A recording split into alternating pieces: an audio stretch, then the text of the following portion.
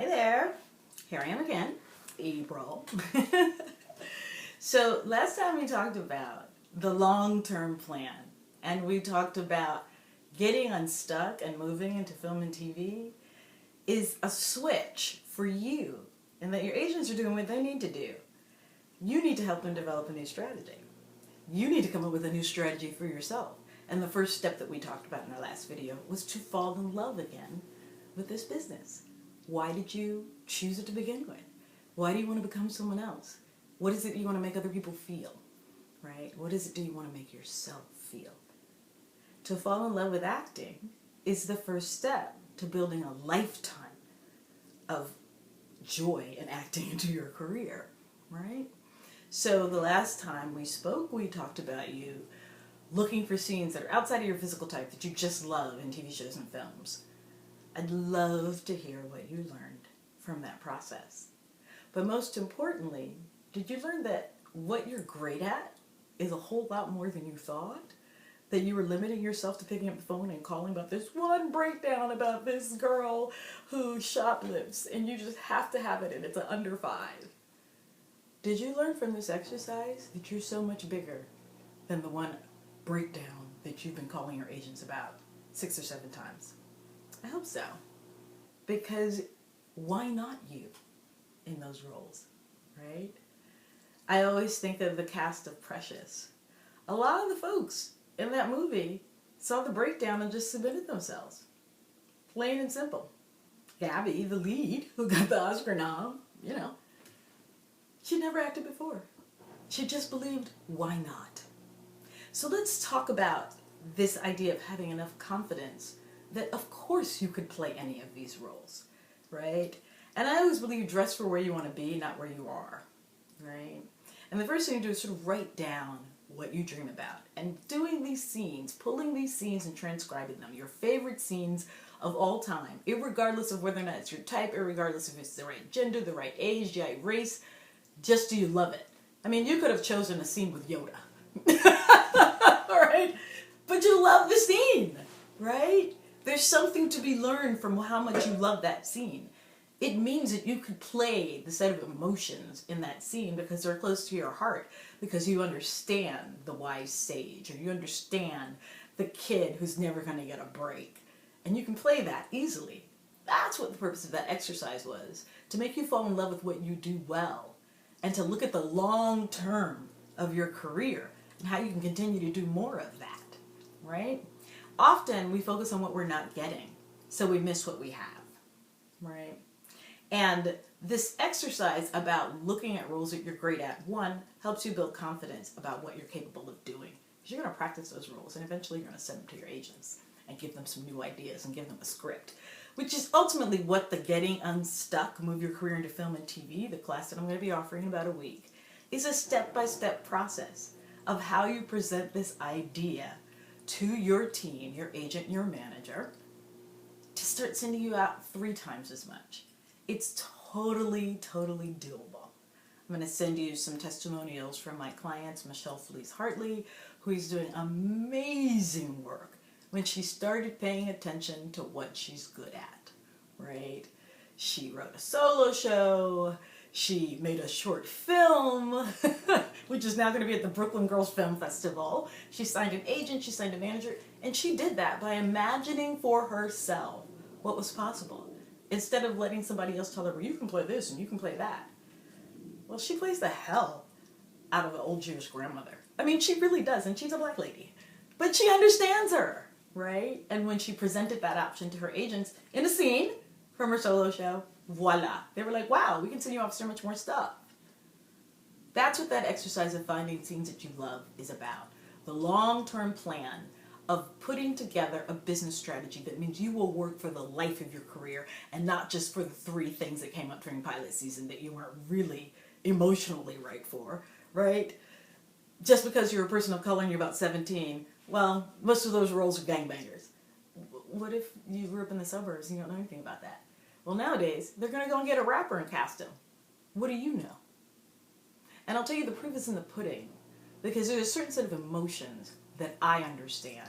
And I can tell you that in the last 5 years, maybe I've booked 2 things that were for a black woman in my age group. Everything else, it's been a Chinese woman. Another one was a Vietnamese man in his 60s. Another one was a late 50s, brassy blonde Shelley Winters type for the Gotham episode I recently shot. I'm none of those things, right? I'm not an Asian man in my 60s, which is the role that I booked for Blue Bloods last fall. They changed the role because I came in and I could do something, right? And I had taught my agents and managers how to reimagine me based on who I am as a person. Because really, what you have to sell as an artist is who you are inside. What you believe in, what makes you tick, what makes you smile, what makes you cry. The set of life experiences that make you passionate about acting are going to make you passionate about playing certain roles. And passionate and coming up with a strategy to teach your agents to fight for you in a different way. Right? So the next piece that I want to talk about is the confidence comes from this exercise. And during the Getting Unstuck class that I'll be teaching, I'll teach you how to do these other characters, and I'll teach you how to pitch that idea, right? So we coach the scenes until we have a set of scenes that we do for our agents and managers or new casting directors that are out of the box. The one time you go in to meet a casting director for a role, and you know that there's something else in that breakdown that you're right for, and you ask that casting director, can I read for that? You never know. You never know what could happen, right? They may let you read for it. Or the other thing that's really sassy that I like to do with my agent is they send me a breakdown. Well, there's one character in there they submitted me for, that's what I'm getting the audition for. And I also have the script. Or I just look at the breakdown and I go, there's somebody else in there emotionally I can play. Ask your manager for the sides. Put yourself on tape with the part that you feel close to, along with the one they cast you for. And have your manager or your agent submit you for both. It's bold. It's daring. But you know what it'll accomplish? It will accomplish you feeling confident about your ability to choose material for yourself, choose roles to go after, and then show folks that you can do it. You'll be acting twice as much. You'll be acting every day.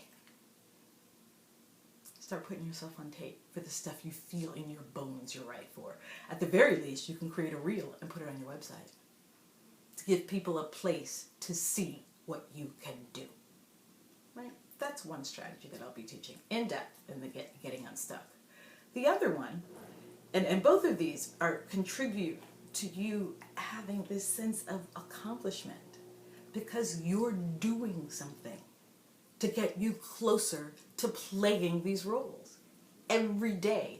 So that when the real audition finally comes up, you won't be like, oh my God, I haven't gone in for a TV and film audition in weeks. Oh, I have to go get coached. Oh, I'm behind the ball. You should be acting every day, right? It's not about the big break. It's about continuing to work, right? We talked about the big break in our last video. There's tons of people who are on hit shows. Where are they now? When the show closed, where are they? Right? And I know folks are like, oh, well, my agent won't see it. Oh, they won't buy it. Well, you're going to continue to sell this new idea on your own website, on your own IMDb page.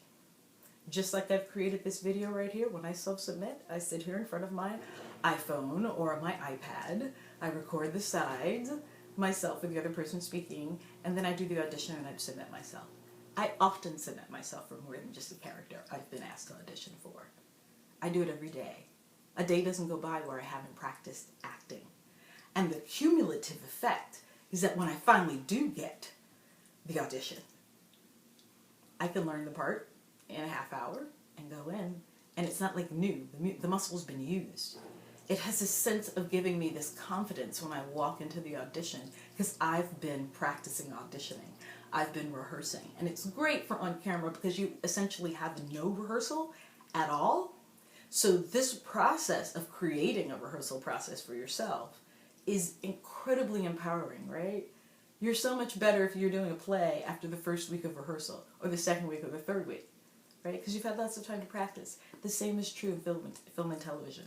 All the self-consciousness that comes with working with a camera, the awkwardness, I'm not talking fast enough, I'm talking too fast, am I doing too much, am I not doing too much? If you do it all the time, and everything that comes your way, or look for more stuff. From this list of scenes from movies and films that I asked you to put together and transcribe in our last video, every day, putting yourself on tape. What you will learn about what you're capable of is amazing. And you will walk into your next audition like the total badass.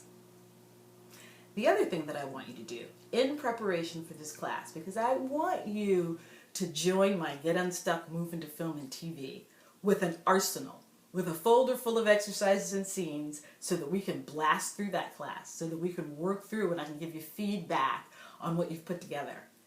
Let's start putting this stuff together now. Don't wait. Don't wait. Because here's the good news. This idea that pilot season is only, January, February, sure, for prime time. Deep cable, HBO, Stars, Showtime, now Netflix. They're casting in the summer. There's a whole world of opportunity out here for us, year round. If you only get yourself in the mindset of, why not me? I can do this. And the only way to build confidence is not a bunch of affirmations that you go, every day I am lovable and I am capable. It's doing something to love yourself every day. It's doing something by putting yourself on tape and then watching it and knowing I'm capable of doing this. If I was called in for this today, I could do it. Every day, right? Self-love and success is about imagining where you want to be, not where you are. So here, right now, imagine where you want to be. And then the second piece is to make a list of where you want to be in your career 5 years from now, 10 years from now. Right? After you've made that list, I'd like you to go through that list and pick out what task would need to be done ahead of time to make those things happen. And then I want you to ask yourself, why aren't you doing that task right now? Who do you admire in the business? Is it Angelina and Brad? All right, look at how their careers are set up. What's the name of their production company? Do they look for scripts for themselves? Yep. Do they look for scripts to direct? Yep. Do they look for projects like 12 Years a Slave to produce? Yep. Do they look for parts for them to play and direct themselves in films? Yep. They're doing that year-round. Why couldn't you do that now? So that when you do book a TV show, right, and you're a series regular, and the show is doing really, really well, you have 6 more projects already in the cooker ready for you to go. I don't care that that's not happening right now and you're collecting unemployment. That's not real, right? Being a broke actor, I don't call that broke. I call that temporarily without fundism. It's a temporary state of affairs. Juliana Margulies had $10 in her checking account when she booked ER. And she was getting ready, she was packing up to go back home. And then she booked ER, right? So not having money is a temporary state. Temporary without fundism. It's not who you are. It's not what you are. It's just a thing that is right now. You know, the other thing that can be right now is you creating an arsenal of roles that you're going to play. You know, the other thing that you'd be right now is putting together a production company. You don't even have to pay for the LLC. What would that production company do? Oh, you'd start looking for parts, just like I'm having you do with this exercise, right? Mostly confidence comes by taking action in behalf of yourself, right? When you were a kid, your parents took action to protect you, to go to school and have a parent-teacher conference, to check a teacher she wasn't, really helping you through the math problems. They advocated for you. Well, once you're an adult, you have the skills to advocate for yourself. And it is that advocating, it is that taking one step towards what you want, doing that one thing towards what you want. When I'm most broke, I actually go and try on outfits for my next audition. Outfits I certainly can't afford. Outfits I can't afford. I'm at Henry Bendel's. Outfits I can't even afford to put on my credit card for the audition. Doesn't matter. I put it on in the dressing room. I took out the scene. I did the scene with the imaginary outfit on. Guess what happens when I go in for that audition? I've reimagined myself in the role. I'll get there. Right? So confidence does come before booking a role. But confidence comes because you put one little baby foot in front of the other. You take a step in your behalf and you do something. that you've decided, I can do this. And it's always things that are completely within your power. Pull 3 scenes from Orange is the New Black and learn them. Backwards and forwards. Put on the orange jumpsuit. Tape them. So that you're not getting the Orange is the New Black audition one night before having a panic. You've already done it. By now, all of the TV shows that are shooting wherever you live, if you're in LA, if you're in New York, you should have scenes from them. Several. You should have done them already. They should be in the bag. They should be on your phone. So you've already booked those shows. It's your rehearsal. Use your rehearsal time to build your confidence and make you a quicker study with these roles and to learn more about what you're capable of. So the goal with confidence is until you get there, fake it by doing all the little steps you need to do to get you there.